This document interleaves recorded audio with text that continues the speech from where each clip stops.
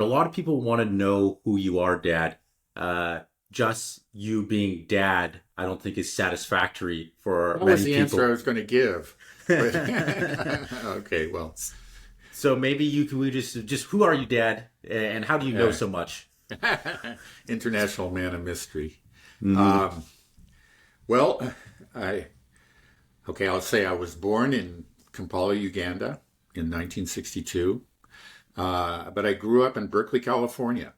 And I remember the tail end of the student protests. I was actually in Africa, at the height of the protests. But I remember when we came back, there were riots and all kinds of craziness going on. So I grew up in let's say, just kind of in a revolutionary atmosphere, very intellectual atmosphere. A lot of academics, of course, in Berkeley. And I thought I was going to pursue an academic career. I actually started a PhD program in sociology at UC San Diego. Um, but 2 years into it, I decided it's not something I wanted to do. And I guess there are a number of reasons. One is just that I saw that my career prospects were very grim. It's tough to get a tenured position in academia for anyone, but it was particularly bad at that time. I don't know what's going on now, but if basically there were racial quotas. They didn't call them that, but even your own professors you could see what they're doing. They were only hiring people of color and women, and white men just were not being hired. And that's what most of us were in sociology. So, I just saw this is not going to happen. I'm not going to get a career in, a tenured position anywhere.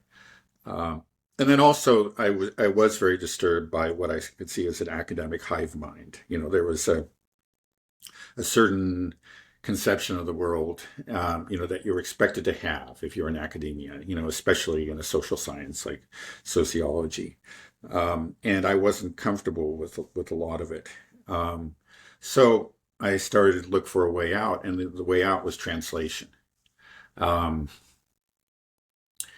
I was doing, making a few extra bucks on the side because I had to support your mother, you and your brother, your little sister hadn't come along yet, on a just TA salary, which really wasn't very much at all. So I made extra money by translating from Chinese into English. Maybe I should mention that it was back in 1986 that I went to Beijing, spent a couple months studying there, and then from there down to Taiwan to continue my Chinese studies. Yeah, I probably should have started here, but anyway, um, that's where I met your mother. We got married. I came back, and then I went and got a degree at UC Berkeley in Chinese. It was actually called the department was called Oriental Languages at the time, but for all intents and purposes, it was Chinese. So anyway, I was making a little money on the side by translating Chinese documents. And all of a sudden, that was the day of the fax machines. The fax machines started spitting out reams of paper, yards and yards of paper.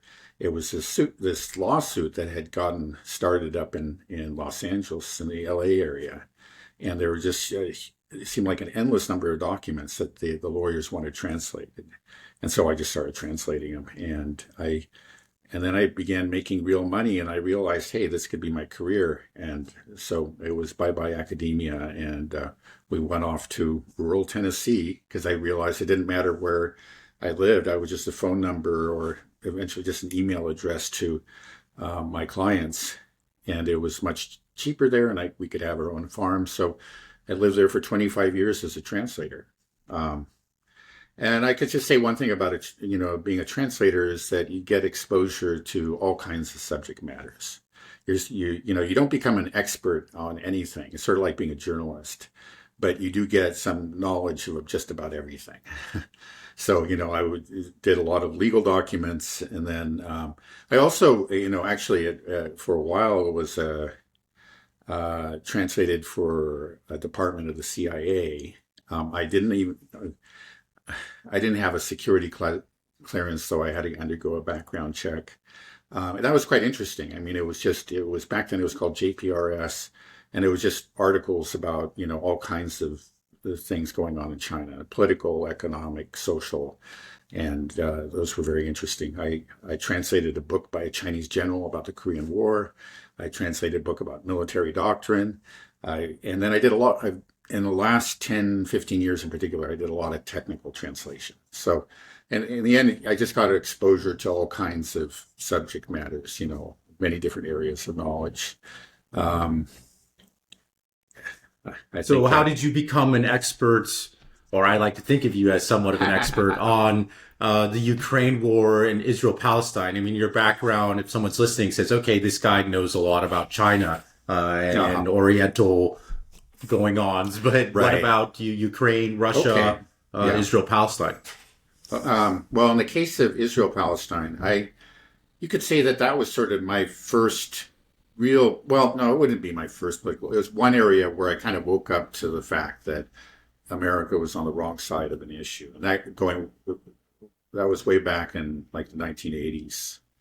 Um, I remember actually just watching TV and, yeah, seeing they hear the Palestinian kids were throwing rocks at soldiers. And I was thinking, it, it, if they occupied my land, I'd probably be throwing rocks at soldiers, saying, I wonder what's going on here. Let me look into this more. And I ended up that was way before the internet, but so it just meant actually finding a lot of books, and I just read up, and then I became made myself very familiar with what was happening in Palestine, and then later on, my parents became very active in the as Palestinian advocates, we could say. My father, in fact, was the head of Sabeel North America. Sabeel is a Palestinian Christian organization, that defends Palestinian rights, who puts out the Palestinian point of view, and he was head of the North American division for several years. And then because of that, uh, I I went to Palestine. I spent quite a 2 extraordinary weeks there, visiting, seeing the conditions of Palestinians under the occupation. It was quite an extraordinary experience, and of course, you went on one of those tours as well. So that's my connection to Palestine. So I have an abiding interest in it that went way back, and sort of direct contact with it too. And then as for Russia, well, your sister has been in Russia um, continuously for almost 5 years, and then if you add up, her other stays in Russia, she spent there about 6 years. She's well nigh fluent in Russian. She's on her way to becoming a permanent resident, and your mother and I have visited her twice. Went on long visits, spent time in Moscow and St. Petersburg, and have seen the place for ourselves. And I get almost daily reports from her, so that's a connection with Russia. But it was, I wasn't really focused on Russia.